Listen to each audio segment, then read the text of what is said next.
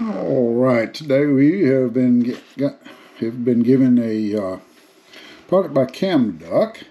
This is a nanny cam, and it's 160-degree wide angle, 24/7 continuous record. Looks like a little one here. Let's open up the box and see what comes in it, what it takes to get it rolling. First thing we'll have is the user's manual. Looks like all the directions are in here on how to get her up and running. I have other Camduck items also, so I've probably got a lot of that already figured out, but we'll kind of go through it a little bit. And next thing in the box we see is the actual charger. So looks like this is going to be let's see, back.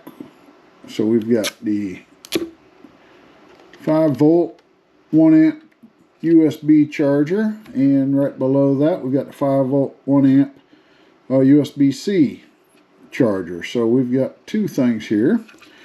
We'll go ahead and look into that and see how that works. I do like that. That's something new that they don't have on my other products they have, I don't believe. We do like that. Is there anything else in the box? Yes, there is. Okay, the first thing we'll see, this is a card reader, so your USB micro fits down into there, and that will plug into your computer, and you can read your card back off of that. And this here is what I would call the guitar pick, and that generally is for removing some portion of this to where we can gain access into the memory card. So we're going to go ahead. I don't know if this one has a memory card in it, so let's take it and see if we can figure out how to get this one apart. This is kind of a, well, I don't know if you want to call it spy camera, but it is a nanny cam, so you can keep an eye on what's going around. Yes, that's what I figured it would do.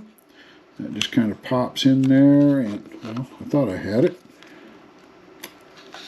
And then the top comes off of this, and I'm going to imagine there's a memory card slot right here that we'll be able to put a memory card in, and that'll record everything we need. So I'll go ahead and find me a memory card, see what we can do with that. So let me do that, and we'll get right back with you. Okay, so I have located me. I've got I think this is a 64 gigabyte SD card, and this will take up to a 256 gigabyte card. So we'll need to go ahead and set this in there. Let's see if we can, it should only go in one way. I don't know which way. Looks like it's this way. So your little tab will be facing you.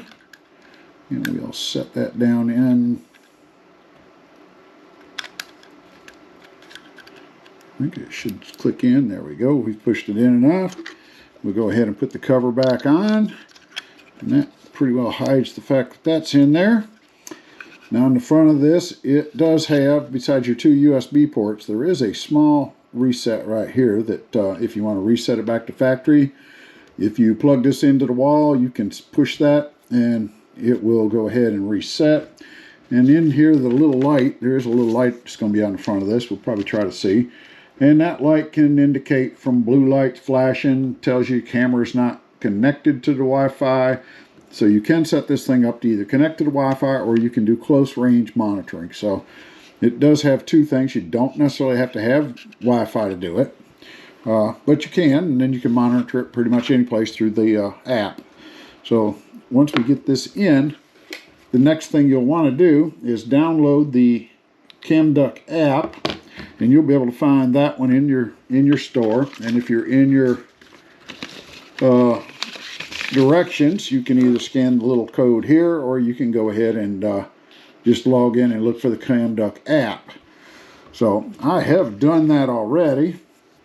Like I say, I have other products from Camduck. So we start, and you can see I have several different ones already installed. So we can do, the next thing we'll do is going to have to go in, and up at the top up here there's a little plus. So I'm going to plug this in, and we should be able to go ahead and hit the plus. It'll go out there and see if we can find this camera. So let's see what we got here. And of course all this, well, I think I should start out with this little thing here. This film needs to be peeled off of here. It doesn't need to be on there. We're not probably going to see much in the camera if it's in there. See if we can get it off of here, if my fingernails aren't going to work very well to do it.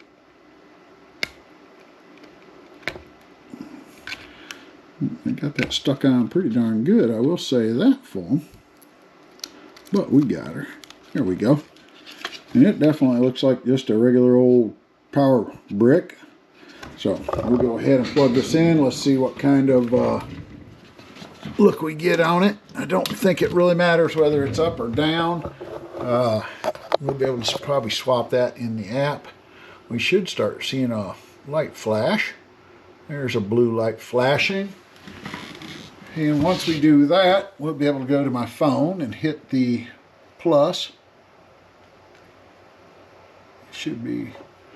And on here we're going to do either close range monitoring, or we can do it through the Wi-Fi. I think I'm going to go ahead through Wi-Fi. And then we'll pick the kind of unit we have. Let me look at this a minute. And I think it gives you many choices, but it looks like, I think after we put in your passwords in your network, you should be able to say OK. And the blue light flashes until off. I think that blue light already went out because I took a little bit of time with it. Might have to unplug, plug her back up again real quick. Let's see what we can do here. Okay, the blue light flashes on till off. And we can go ahead and select that. And then let's see if we can get a little bit more here. We're still, I think we have to do this, connect the camera to Wi-Fi. And it puts in all kinds of stuff. We will Please connect to the camera Wi-Fi, then return to the app. So we've got Please connect to the camera Wi-Fi, then return to the app. Please connect to the camera Wi-Fi, then return to the app. Please connect to the camera Wi-Fi, then return to the app. Password on this, so I have to look that up. Please connect to the camera Wi-Fi, then return to the app. Please. Okay, so once you put in the password for that, which you'll find in your instructions, we'll have to do another one here.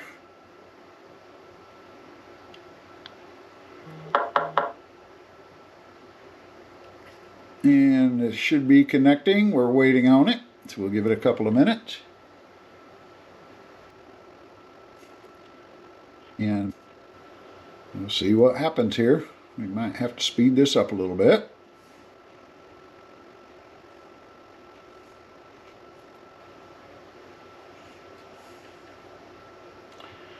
Looks like it's connecting. And it comes up with tips, and we say OK. And you can see it takes pictures of my camera. So that's it. We've got it on mine. We can turn it sideways, and looks like a pretty darn good picture. It's not showing the true qualities of it, but it definitely gives you what you want to know. And looks like we're right side up. If it's not, you can swap them over with these little buttons up on the top of your phone. We're in 4K mode. No, that's 1020. We can go to 4K, so it'll be a little bit clearer yet. I don't know how well that picks up, but boy, that is a nice clear picture. It's got a nice wide angle on it, so 160 degrees, that'll catch a pretty good bit of stuff. So if somebody's wanting to be keeping an eye on something, that's going to do it for us, and that's going to be continuous recording. So there's a few other settings in here you can get to. Let's see if we swap it back this way. You can get alarms. You can take photos, snap those. You can do record to make sure you get it. It should be recording continuously anyways, I believe. We can hit start record, and it'll record what we need. Good thing about this is if you don't want to have it here all the time, you can pretty much take this and unplug it, plug it in wherever in the house you need to actually view it. And as soon as it comes back online, you'll be able to pick right back up on it and see what's there. So that's a pretty cool feature. Other than that, I think that's about it. It's a good picture.